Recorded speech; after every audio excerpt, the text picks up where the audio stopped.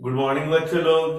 तो देखो आज हम अपना नेक्स्ट टॉपिक देख रहे हैं, नेक्स्ट कोलिगेटिव प्रॉपर्टी। वो हमारा क्या है? Osmotic pressure. वो हमारा क्या है? Osmotic pressure. ये लास्ट कोलिगेटिव प्रॉपर्टी है, बाकी तीन हमने देख लिया है। तो ऑस्मोटिक प्रेशर को समझने के पहले थोड़े बहुत हम क्या समझते हैं, ऑस्मोसिस क्या होता है, ठीक है ना। तो देखो ऑस्मोसिस क्या होता है वो डिस्कस करते हैं। तो होता क्या है कि आपके पास एक कंटेनर होता है, कंटेनर को बीच में हम एक डिवाइड कर देते हैं एसपीएम, मतलब क्या हो गया? Semi permeable membrane. ये सेमी परमिएबल मेम्ब्रेन क्या होता है? ये या तो नेचुरल बना होता है या तो आर्टिफिशियली बना सकते हो। ये एक बाउंड्री लेयर है, ठीक है ना, एक बाउंड्री लेयर है। आप मान सकते हो एक छन्नी बना हुआ है, छन्नी जिससे हम छानते ना चाहे वैसा बना हुआ होता है। इसमें कुछ पोरस पार्टिकल होते हैं हल्के हल्के से, उसमें से क्या होता है? सिर्फ सॉल्वेंट मॉलिक्यूल का पास होता है। उससे क्या होगा? पानी फ्लो कर सकता है, मिथेनॉल फ्लो कर सकता है, नमक, यूरिया, सॉल्यूट जो होता है ना वो कभी भी फ्लो नहीं कर सकता। तो सेमी परमिएबल मेम्ब्रेन नेचुरली या आर्टिफिशियली मेड एक लेयर होता है जिसके थ्रू सॉल्वेंट मॉलिक्यूल पास कर सकते हैं। तो हमने एक कंटेनर लिया है, उसको बीच में सेमी परमेबल मेम्ब्रेन से डिवाइड कर दिया है। अब देखिए, अब बोला गया है कि दोनों साइड में, एक साइड, दोनों साइड में मान लो कि हमारा शुगर सॉल्यूशन है। क्या है? शुगर का सॉल्यूशन। अब इधर में कंसंट्रेशन हमारा, इधर डाइल्यूटेड है, इधर क्या है? कंसंट्रेटेड। तो डाइल्यूटेड में क्या होगा? हमारा पानी का अमाउंट ज्यादा होगा कि नहीं? और कंसंट्रेटेड में क्या होगा? आपका शुगर का अमाउंट ज्यादा होगा, ठीक है ना। तो सेमी परमेबल मेम्ब्रेन क्या करता है? पानी के मॉलिक्यूल को जाने देगा। तो पानी के मॉलिक्यूल क्या होंगे, कैसे फ्लो करेंगे? इधर पानी ज्यादा है, इधर पानी कम है, तो इसके थ्रू पानी का मॉलिक्यूल आपको कहां? इधर चला जाएगा। कब तक जाएगा? जब तक दोनों साइड का कंसंट्रेशन सेम ना हो। डाइल्यूटेड कंसंट्रेशन नहीं बन के क्या बन जाएगा हमारा? दोनों का कंसंट्रेशन क्या आएगा? सेम। तो मूवमेंट किसका हुआ? सिर्फ और सिर्फ सॉल्वेंट का, ठीक है ना। तो डिफिनेशन लिखता हूं और क्लियर हो जाएगा। इसका डिफिनेशन है मूवमेंट ऑफ सॉल्वेंट, ठीक है ना, नहीं तो क्या बोल दो? Water. Movement of solvent from low concentration to high concentration solution, ठीक है ना। इधर लो कंसंट्रेशन है, डाइल्यूट है, इधर हाई कंसंट्रेशन है। तो क्या होगा जब हमारा मूवमेंट क्या हो? Low concentration to high concentration. कोई दिक्कत समझने में? तो यही प्रोसेस क्या कहलाता है? ऑस्मोसिस। ये प्रोसेस क्या होता? ऑस्मोसिस। अब देखो, अब हम समझते हैं कि ऑस्मोटिक प्रेशर क्या होता है। अब देखो, मान लो कि हमें मूवमेंट को नहीं, हमें मूवमेंट को कम करना है। हम नहीं चाहते हैं कि पानी के मॉलिक्यूल आपको low concentration to high concentration आए, या तो हम चाहते हैं कि लिमिटेड अमाउंट में आए। तो ये करने के लिए क्या करते हैं? इधर में हम एक पिस्टन लगा देते हैं। इधर में क्या लगाते हैं? एक पिस्टन।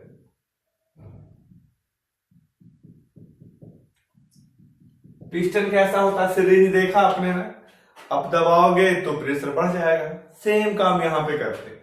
ये पिस्टन को अगर आप दबाओगे तो पिस्टन क्या करेगा? इस पानी के मूवमेंट को रोकेगा, क्योंकि इधर में प्रेशर क्या होगा? ज्यादा, ठीक है ना।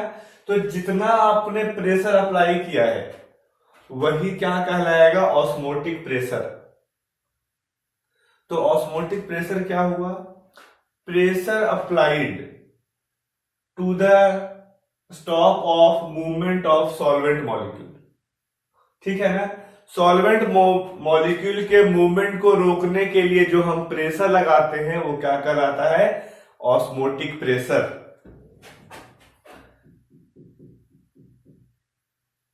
प्रेशर अप्लाइड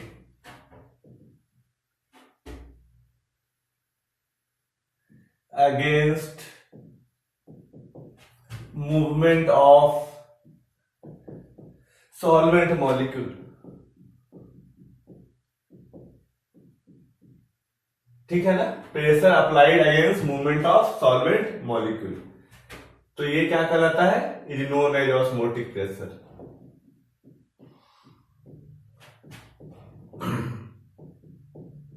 अब देखो ऑस्मोटिक प्रेशर का सिंबल क्या होता हमारा है, पाई। ठीक है ना, यहां ले रहा हूं, ये सिंबल क्या होगा आपका ऑस्मोटिक प्रेशर का, पाई। तो बोला क्या है कि जो ऑस्मोटिक प्रेशर है वो डायरेक्टली प्रोपोर्शनल टू क्या होता है, concentration, and directly proportional to temperature. जो ऑस्मोटिक प्रेशर है directly proportional to concentration and directly proportional to temperature. अब इसके प्रोपोर्शनलिटी को हटाने के लिए क्या करते हैं, यहां पे क्या लिखते हैं, pi directly, pi is equal to C S T, ये हमारा क्या निकल जाता है फॉर्मूला।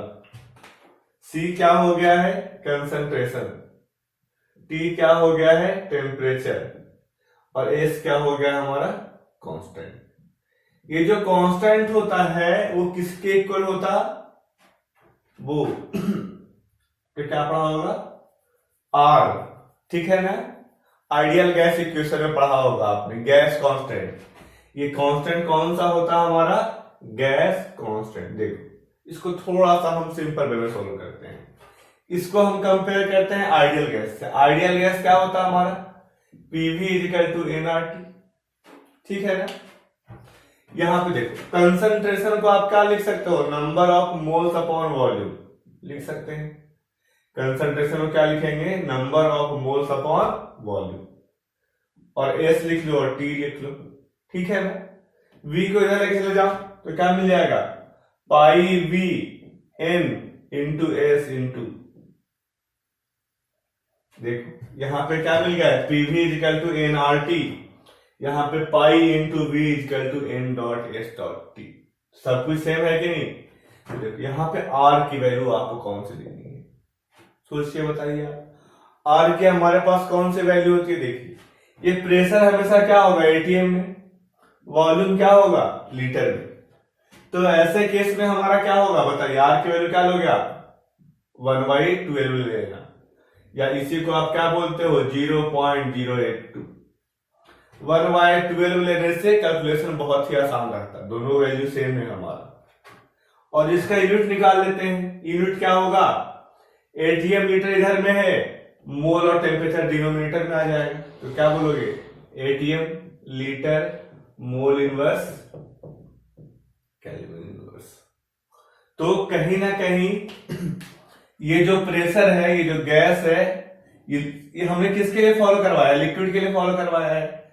तो जब आप बाहर से देखो, ये जब हमने प्रेशर अप्लाई किया है ना, ये ऑलमोस्ट किसके इक्वल हो जाता है, ये जो फॉर्मूला है सेम नेचर का आता है, PV is equal to NRT, यहाँ पे क्या होगा pi V is equal to NST, R और एस की वैल्यू क्या है सेम।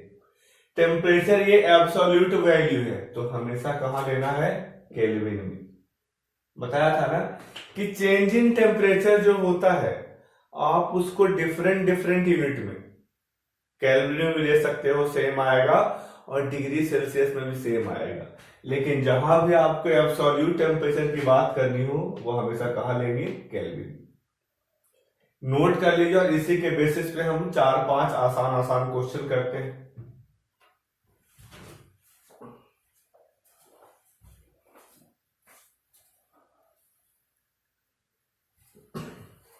तो देखो बच्चों, अब हम ना पिछले क्लास में आपको क्या बताया था कि अगर आपके पास डिसोसिएशन या एसोसिएशन हो रहा हो, डिसोसिएशन या एसोसिएशन हो रहा हो, तो उस केस में हम क्या करते हैं, ठीक है ना। तो देखो क्या लगा दो गया, pi is equal to I dot C dot S dot T, चाहो तो एस को आ लिख लो, ठीक है ना, जैसा बुक में लिखा है। पाई इक्वल टू क्या पढ़ेंगे, I C R T, I again हमारा क्या है, वाट हाउ फैक्टर, आई क्या है हमारा वांट ऑफ फैक्टर। अब जैसे देखिए छोटा छोटा सा क्वेश्चन करते हैं, सिंपल फॉर्मूला बेस्ड पहले, ताकि आपको ना आर की वैल्यू को लगाने सीख जाओ कि कंफ्यूज ना हो। आर की आपने और वैल्यू पढ़ी हुई होगी 8.314, वहां पे यूनिट जूल होता है, मतलब वहां पे हम एनर्जी निकालते हैं। आर की वैल्यू 2 भी होती है जब आप कैलोरी यूज करते हो, तो ये सब कुछ नहीं यूज करना। यहाँ पे आर की वैल्यू 1/12। अब देखो यहां पे क्या आएगा हमारा, फाइंड आउट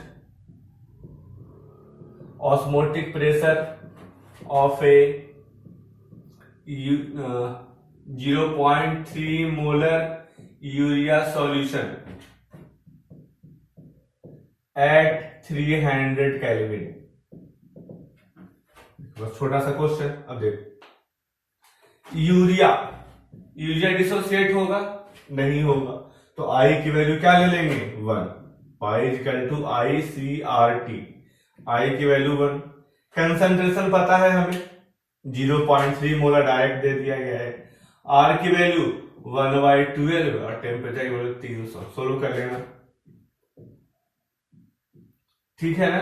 तो क्या होगा 7.588।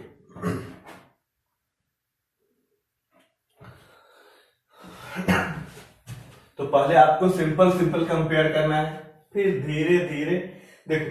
अगर आपने ना टाइप ऑफ क्वेश्चन पकड़ लिए हो पहले से ही, तो टाइप ऑफ क्वेश्चन आते हैं ना वो एक तो कहा पहले वाले, इससे कम क्वेश्चन आते हैं, क्या ज्यादा क्वेश्चन नहीं आते, आपको बस फॉर्मूला ध्यान रखना है। और कुछ मैं तो कॉम्प्लिकेटेड करवाऊंगा थोड़ा सा ही। क्वेश्चन है हमारा, compare osmotic pressure of following aqueous solution. 0.1 molar NaCl, 0.1 molar CaCl2 और 0.1 मोलर ग्लूकोज सॉल्यूशन।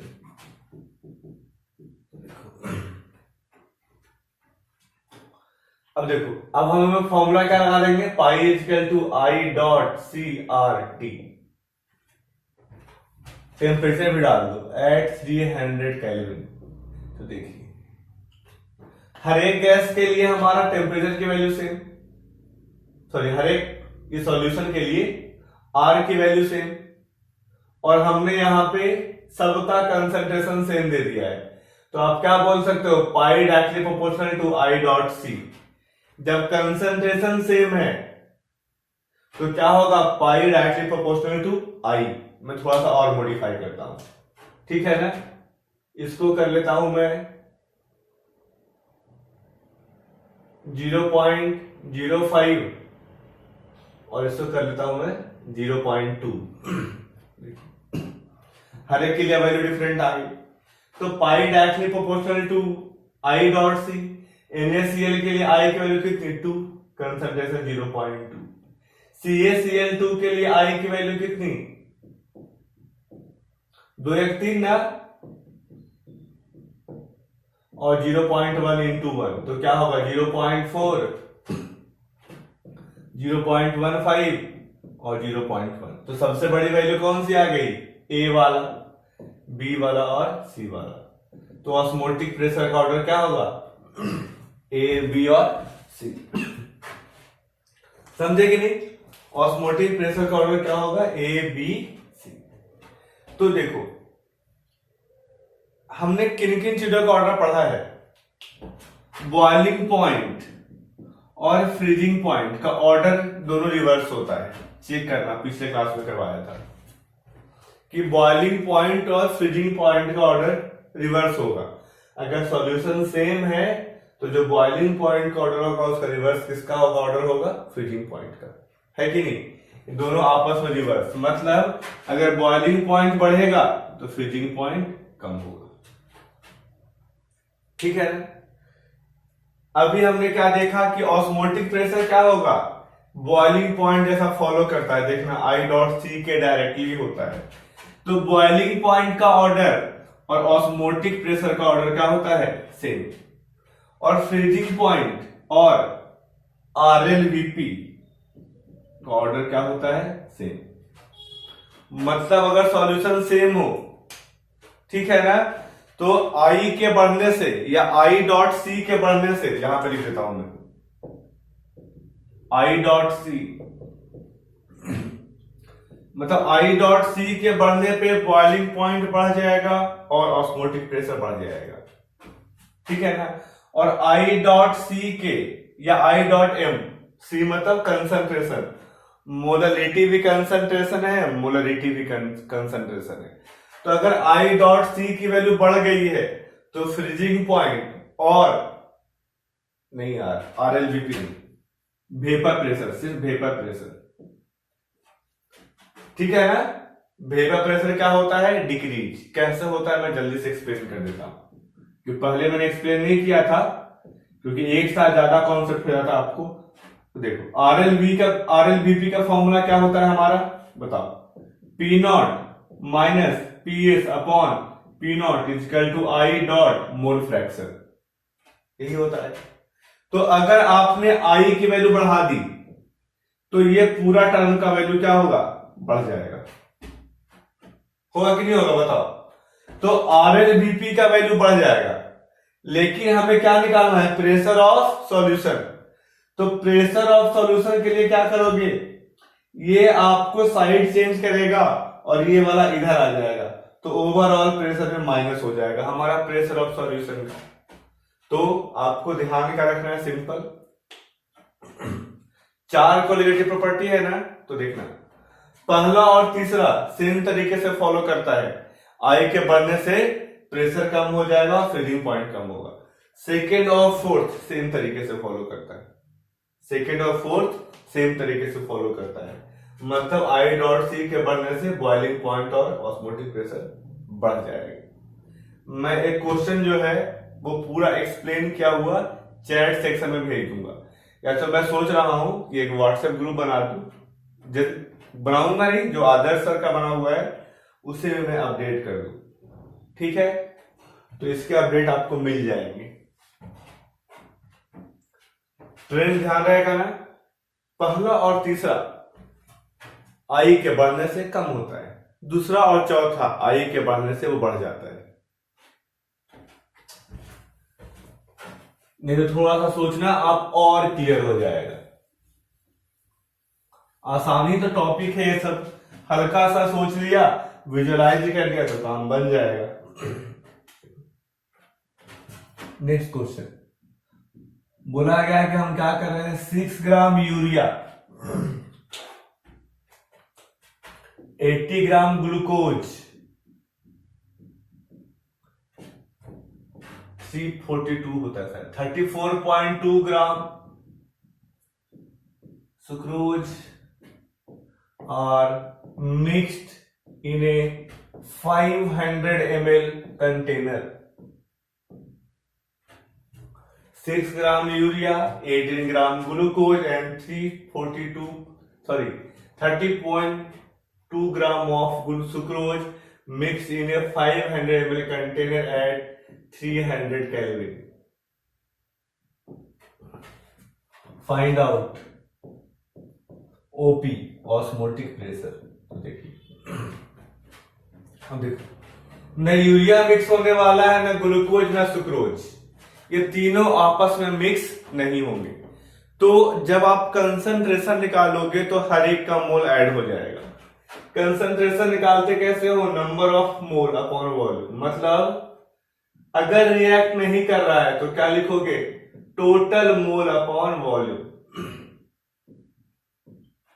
क्या लिखेंगे, टोटल मोल अपॉन वॉल्यूम, है कि नहीं, बताओ क्या लिखेंगे, टोटल मोल अपॉन वॉल्यूम।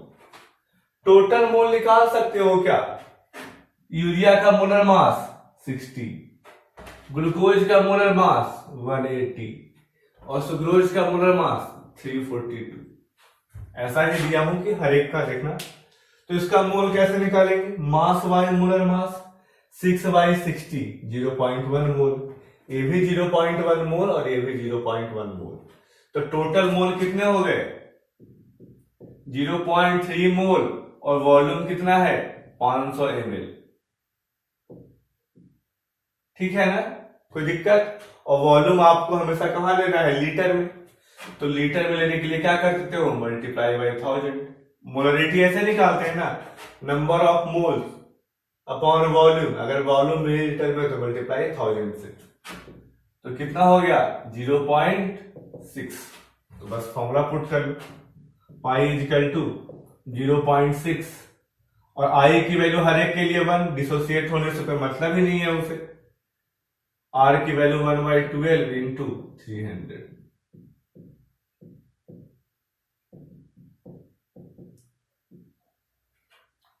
ठीक है ना।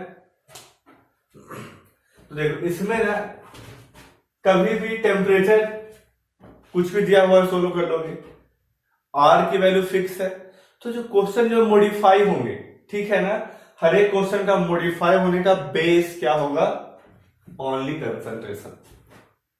सिर्फ और सिर्फ क्वेश्चन कहां से मॉडिफाई किए जाएंगे आपको कंसंट्रेशन से। तो कंसंट्रेशन आपको निकालना आ गया तो समझिए कि चीजें आसान हो गई है। तो कंसंट्रेशन हमने कैसे निकाला है यहाँ पे टोटल मोल अपॉन वॉल्यूम, क्योंकि जो तीनों हमारा दिया गया है सॉल्यूशन का सॉल्यूट वो आपस में रिएक्ट नहीं करेगा। अब देखिए एक और क्वेश्चन करते हैं, कौन कौन सा है कुछ भी ले लो आप। 200 ml of 0.1 molar urea and 300 ml of 0.2 molar glucose are mixed at 300 Kelvin। आपको क्या निकालना है ऑस्मोटिक प्रेशर। वहां पे हमें क्या दिया गया था मास, यहां पे आपको क्या दिया गया है थोड़ा सा कॉम्प्लिकेटेड किया गया है। ठीक है ना। तो देखो आपने पढ़ा होगा कि जब दो चीजें मिक्स होती है, ठीक है ना, जैसे देखो आपको मैं समझा रहा हूं, मे भी कुछ बच्चों को ये आता होगा कुछ को नहीं आता होगा, तो मैं सबको लेके चल रहा हूं। ठीक है ना, कि मान देखो पहले हमारे पास एक कंटेनर है, उसमें क्या है 200 ml और 0.1 मोलर यूरिया। ठीक है ना। और दूसरे कंटेनर में क्या प्रेजेंट है आपको 300 ml और 0.2 मोलर ग्लूकोज। जब आप दोनों को मिक्स कर दोगे एक नए कंटेनर में, दोनों को आपने कहां भर दिया है एक नए कंटेनर में, तो क्या होगा हमारा, तो हमेशा हम क्या ध्यान रखते हैं कि mole before mixing is equal to mole after mixing. ठीक है ना, इसको हम क्या बोलते हैं mole before mixing is equal to mole after mixing. मतलब जो पहले देखो इंडिविजुअल मोल मतलब किसका यूरिया का मोल प्लस ग्लूकोज का मोल जो रहेगा वही क्या होगा मोल किसका सॉल्यूशन का। ठीक है ना। और आपने क्या पढ़ा है molarity is equal to number of moles upon volume. क्या पढ़ा है आपने molarity is equal to number of moles upon volume. तो नंबर ऑफ मोल्स का फॉर्मूला क्या निकल जाएगा मोलरिटी इंटू वॉल्यूम। तो मिक्स होने के पहले मतलब किसका मोल होगा यूरिया का मोल प्लस ग्लूकोज का mole is equal to number of moles of solution. कोई दिक्कत। यूरिया का मोल आप कैसे निकालोगे मोलरिटी इनटू वॉल्यूम, कितना है 200।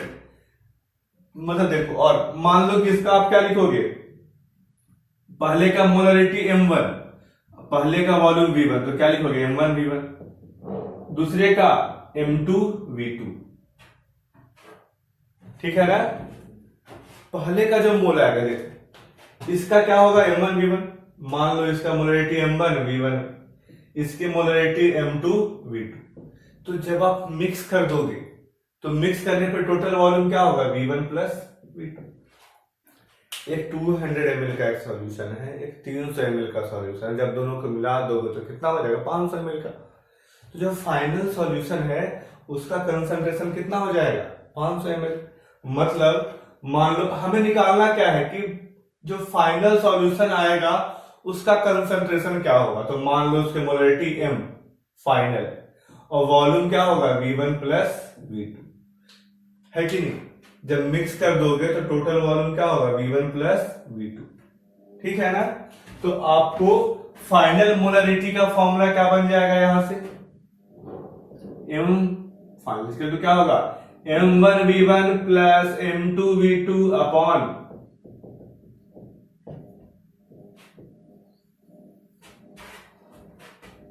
ठीक है ना? ये क्या हो गया? Concentration of resultant. ध्यान रहेगा ना, हमेशा क्या अप्लाई करना है? M1V1 plus M2V2 upon V1 plus V2। आप भी जाके पढ़ेंगे तो गलत हो जाएगा। यहाँ पे मोलरिटी नहीं नॉर्मलिटी यूज होता है। क्या यूज करेंगे? नॉर्मलिटी। वो मैं अलग से आपको पढ़ा दूंगा कभी 11 जब डील करूंगा तो। उसकी प्लानिंग चल रही है, हम जल्दी ही आपको अगले वीक से 11th का शुरू कर देंगे पढ़ाना। ठीक है, थोड़ा समय दो, लगभग 7-8 तारीख से ना आपको 11th का शुरू हो जाएगा। तो क्या होगा? M1V1 plus M2V2 upon V1 plus V2। ये किसका आएगा? Concentration of resultant. ठीक है, कोई दिक्कत? तो देखो आपको क्या बोला कि जितने क्वेश्चन मॉडिफाई होंगे सब कहां पे होंगे? कंसंट्रेशन के बेस पे मॉडिफिकेशन होता है। तो आपको मिक्सिंग का कंसंट्रेशन क्या होता है वो निकालना सिखा दिया कि जब दो चीजों को मिक्स कर दोगे तो क्या होगा।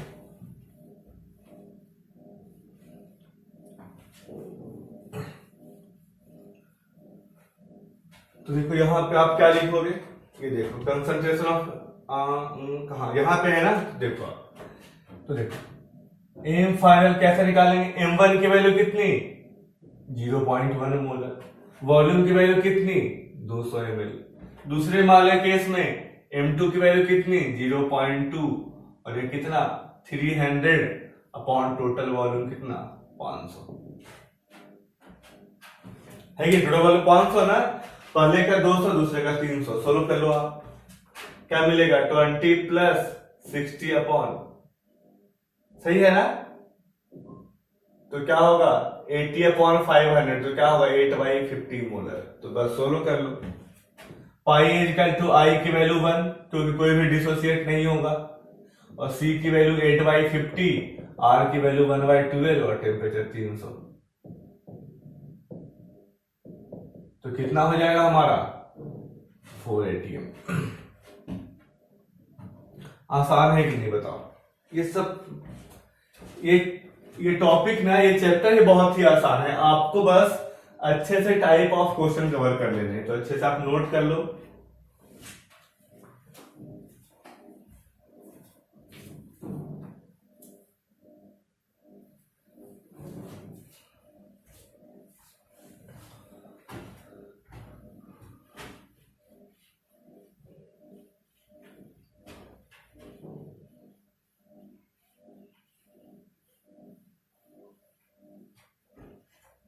देखो हम नेक्स्ट क्वेश्चन करते हैं, वो भी आसान सा है। ऐसे टाइप के क्वेश्चन आपको पहले ही कर चुके हो। क्वेश्चन है हमारा 60 gram acetic acid dissolved in benzene, 16 gram of acetic acid dissolved in benzene to make 1 liter solution at 300 Kelvin.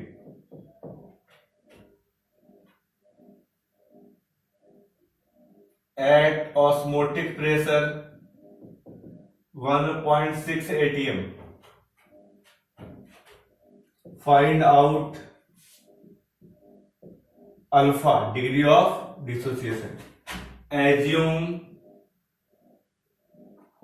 CH3COH forms dimer आपको क्या एज्यूम करना है कि एसिटिक एसिड क्या फॉर्म करता है, डाइमर।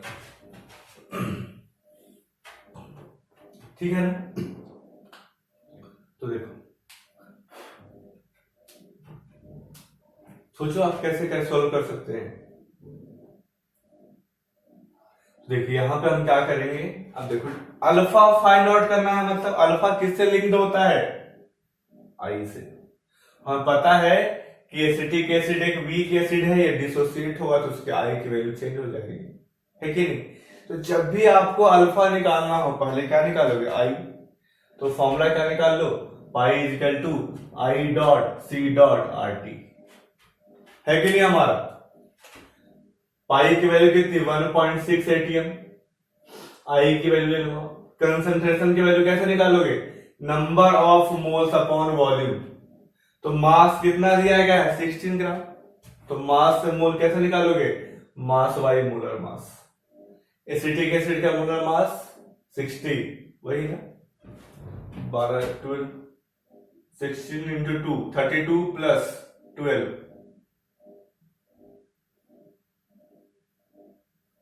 32 प्लस 24 प्लस 4, हाँ है कि नहीं, 16 है।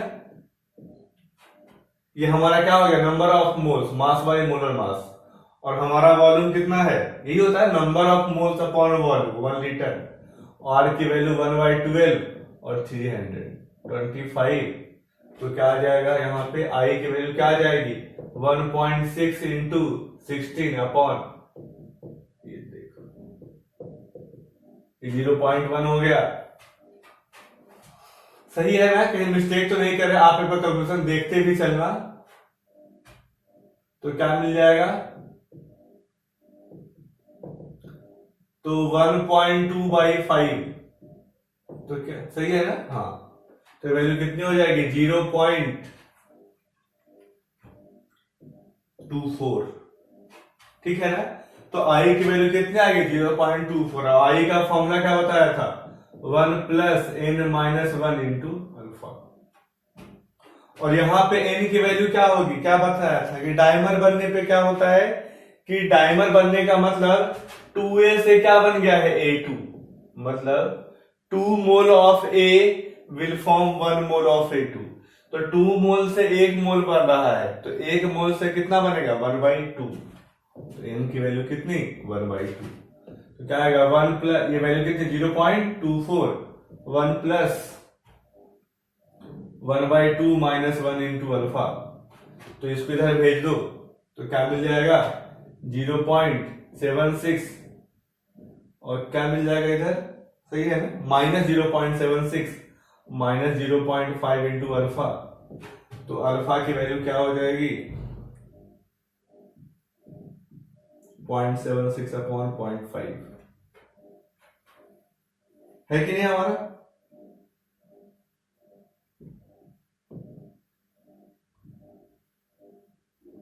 तो क्या होगा, 15.125% आंसर। मतलब एसिटिक एसिड कितना परसेंट डिसोसिएट होगा, 15% ओनली, ठीक है। चलो ये सब सारे क्वेश्चन आसान है। अब मैं ना एक कॉम्प्लिकेटेड क्वेश्चन आपसे देता हूं, ठीक है ना, थोड़ा सा अच्छा रहेगा। देखो वो क्वेश्चन क्या है, वो क्वेश्चन देखो, क्वेश्चन अच्छा नहीं है, बस मैं आपको एक कॉम्प्लिकेसी क्रिएट कर रहा हूं। अभी देखो समझो चीजों को। इसको हमने जो पहले क्वेश्चन किया था उसमें क्या था कि आप 2 सॉल्यूशन बनाए, दोनों को मिक्स कर दिए। क्या क्या था, ग्लूकोज और यूरिया, है कि नहीं। जब मिक्स किया तो ग्लूकोज और यूरिया आपस में रिएक्ट नहीं कर रहा था, है कि नहीं। देखो इधर एक सॉल्यूशन है ग्लूकोज का, और इधर एक सॉल्यूशन किसका है, यूरिया का। अब जब आप इन दोनों को मिक्स कर दिए तो मिक्सचर जो बनेगा वो क्या होगा, नॉन रिएक्टिव। मतलब सॉल्यूशन में ग्लूकोज ही प्रेजेंट रहेगा और सॉल्यूशन में क्या प्रेजेंट रहेगा, यूरिया। क्या बताया आपको, सॉल्यूशन में ग्लूकोज ही प्रेजेंट और सॉल्यूशन में यूरिया भी प्रेजेंट रहेगा, कुछ ना कुछ अमाउंट में, है कि नहीं। और उसका हमने फाइनल कंसंट्रेशन निकाला था। ठीक है, कोई दिक्कत समझ में? अब मैं ना आपको एक कॉम्प्लिकेटेड क्वेश्चन करवाता हूं। जो नीट वाले बच्चे हैं वो थोड़ा सा आप समझो, बस समझते चलो और कुछ नहीं। इसमें मैं बहुत 3-4 कॉन्सेप्ट डील करने वाला हूं मोल कॉन्सेप्ट का। देखो, अब मैं बोलूं कि आप जो सॉल्यूट ले रहे थे, ठीक है ना, अब मैं बोलूं कि आप एक सॉल्यूट ले लो AgNO3 और दूसरा सॉल्यूट ले लो NaCl ले लो, है कि नहीं? हमारा एक हमने AgNO3 लिया है, क्या लिया है? NaCl। तो जब आप इन दोनों को मिक्स कर दोगे तो बताओ क्या ये दोनों नॉन रिएक्टिव हैं कि रिएक्टिव है? ये दोनों आपस में रिएक्ट कर जाएंगे। सुना होगा प्रिसिपिटेशन रिएक्शन का एग्जांपल है ये। AgNO3 प्लस NaCl से क्या बन जाएगा? AgCl plus NaNO3। मतलब यहां से क्या बन गया हमारा? AgCl बनने वाला है। यहां पे आपको जो सॉल्यूशन बनेगा वो किसका बन जाएगा? यहां पे AgCl रहेगा प्रेजेंट और यहां पे क्या रहेगा? हमारा पानी।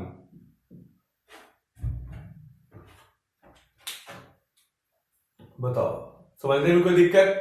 मतलब जब नॉन रिएक्टिव है तो कोई इस क्वेश्चन में कुछ इशू नहीं होगा। आप क्या लगा देना है आपको? M1V1 plus M2V2 upon V1 plus V2, तुरंत आंसर आ जाएगा। लेकिन जब दो चीजें रिएक्ट करती है तो रिएक्ट जब होता है तो वो हम फॉर्मूला नहीं लगाते हैं। रिएक्ट होने पे कौन सा फॉर्मूला लगाएंगे वो डिस्कस करते हैं। ठीक है ना? तो कहीं ना कहीं ये क्वेश्चन हमारा किसका है? कंसंट्रेशन बेस्ड है। ठीक है ना? तो देखो मैं क्वेश्चन के फॉर्म में करा रहा हूं। AgNO3 aqueous plus NaCl aqueous, मतलब हमने AgNO3 को किस में मिक्स कर दिया है? NaCl के एक्वस में मिक्स कर दिया है। ठीक है ना? और NaCl के बारे में इंफॉर्मेशन दिया गया है, थोड़ा छोटा लिखता हूं। तो ये दोनों मिलके क्या बना देगा? AgCl solid plus H2। अब जो AgCl का कंसंट्रेशन रहेगा वही उसी से हमारा क्या आएगा? वैल्यू आएगा सारा कुछ। ठीक है ना? तो देखो आप AgNO3 का बताओ, इसका इंफॉर्मेशन बोला गया है कि एक मिनट रुक जाओ, थोड़ा डाटा आसान कर देता हूं। यही है ना? नाइट्रोजन का मोलर मास 28 14।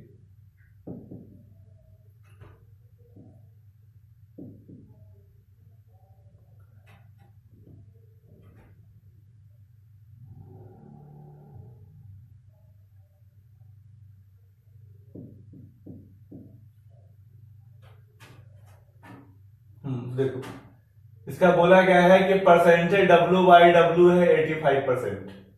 AgNO3 का कितना है? 85%। इसकी डेंसिटी है 1.2 ग्राम पर ml। ठीक है ना? कोई दिक्कत? इसका हमने वॉल्यूम लिया है 200 ml। इसका वॉल्यूम क्या लिया है? 200 ml। एक दूसरा सॉल्यूशन है,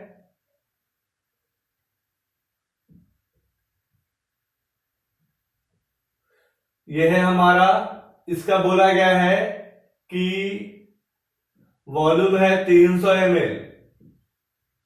ठीक है ना? और यह 3 लीटर ले लो और इसकी मोलरिटी है 1.5। ठीक है ना? कोई दिक्कत समझने में? बोला गया है कि हमने AgNO3 को क्या लिया? परसेंटेज W/W इसका 85% है। डेंसिटी इसका 1.2 ग्राम पर ml है। वॉल्यूम इसका कितना है? 200 ml। दूसरे वाले के लिए वॉल्यूम हमारा कितना है? 3 लीटर और मोलरिटी कितना है? 1.5 ml। और ये जो रिएक्शन हमने करवाया है, ये जो रिएक्शन करवाया है एट 300 केल्विन करवाया है। कहां करवाया है? 300 केल्विन। तो आपको क्या निकालना है? इसका ऑस्मोटिक प्रेशर, है कि नहीं? तो देख, अब क्या ये क्वेश्चन सॉल्यूशन का है? गलत। सॉल्यूशन का हमें पता है, फॉर्मूला क्या लगाना है? CRT, pi equal to CRT। ये टोटल क्वेश्चन हो जाता है मोल कॉन्सेप्ट का, ठीक है ना? तो देखो सोल्व कर देता हूं, आप अच्छे से समझते जाओ। तो देखो, जब दो चीजें आपस में रिएक्ट हो रही हो, ठीक है ना, तो जो हमारा फाइनल प्रोडक्ट मिलता है उसका हमें कंसंट्रेशन निकालना पड़ेगा।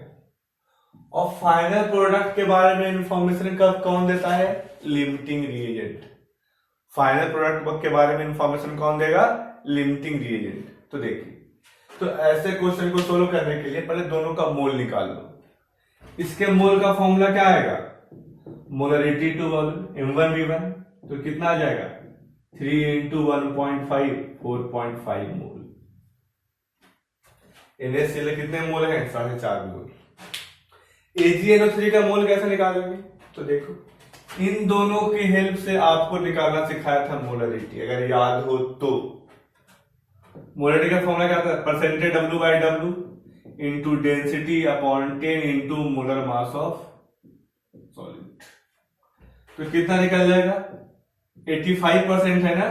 85 into 1.2 into 10 upon molar mass of solid कितना? सोल्व कर लेना। 108 प्लस 14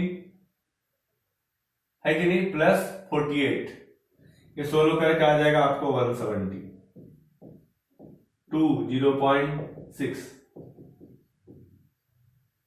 मतलब इसका मोलरिटी कितना? 6 मोलर। तो इसके लिए क्या लगा दो? M1 इंटू V1, है कि नहीं? मोल का ये फॉर्म लगाएंगे ना, इसको, ये बैक कैलकुलेशन है हमारा। मोल इक्वल टू क्या होगा? M इंटू V, M1V1, तो 6 इंटू 200 ml है ना, तो ml को लीटर में बदल लो, तो क्या आएगा? 1.2 मोल आ जाएगा। मतलब AgNO3 कितना मोल? 1.2 मोल, और NaCl कितना? 4.5 मोल। ये रिएक्शन फिर से लिखो, अच्छे से समझ लो, क्योंकि मैं क्वेश्चन ही करा रहा हूं। समझो कि आपको बहुत सारे कॉन्सेप्ट जो आपने पढ़ के रखा है पहले से, समझो कि थोड़े बहुत मैं 11th पढ़ा रहा हूं। अब देखो, AgNO3 कितना मिल गया हमारा? 1.2 मोल, और ये कितना मिल गया है? 4.5 मोल, ठीक है ना? अब पूछे बताओ, अब कोई पूछे बताओ कि AgCl कैसे निकालोगे आप? तो जब दो रिएक्टेंट का इंफॉर्मेशन दिया हो तो पहले आपको हमेशा क्या निकालना है? Limiting reagent. पहले क्या निकालेंगे? लिमिटिंग रिएजेंट, ठीक है ना? आपको लिमिटिंग रिएजेंट निकालना आता है। सिंपल तरीका क्या है? मोल ऑफ अपॉन कोएफिशिएंट, और जो वैल्यू लेस होगा वही होगा लिमिटिंग रिएजेंट। ट्रिक है निकालने का।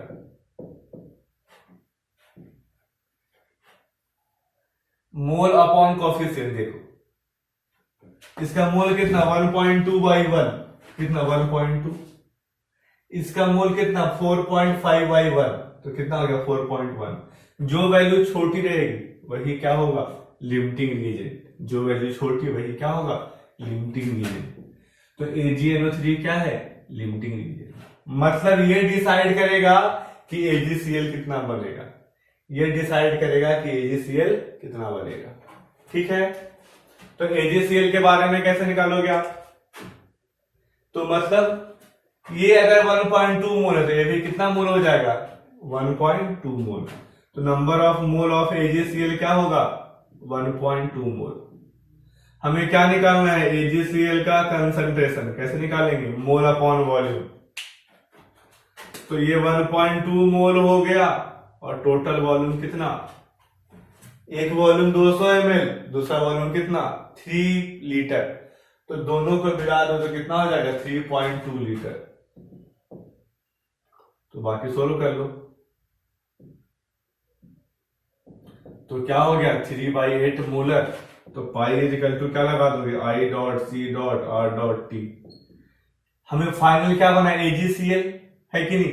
AgCl कैसे डिसोसिएट होगा, Ag प्लस Cl माइनस, तो 2 कंसंट्रेशन कितना 3/8, R की वैल्यू 1/12, टेम्परेचर कितना 300, ये 25 आ गया है कि नहीं, ये 4 आ गया, तो 75/4 ATM आंसर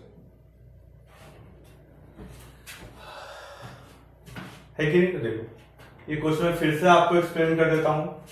हमने ना इस क्वेश्चन में क्या किया था कि दो डिफरेंट रिएक्टेंट लिए थे, सॉल्यूट लिया था और दोनों आपस में रिएक्ट कर रहा था, और जब चीजें रिएक्ट कर जाती है तो हमारा पता है हमें कि फाइनल का लेना पड़ेगा कंसंट्रेशन।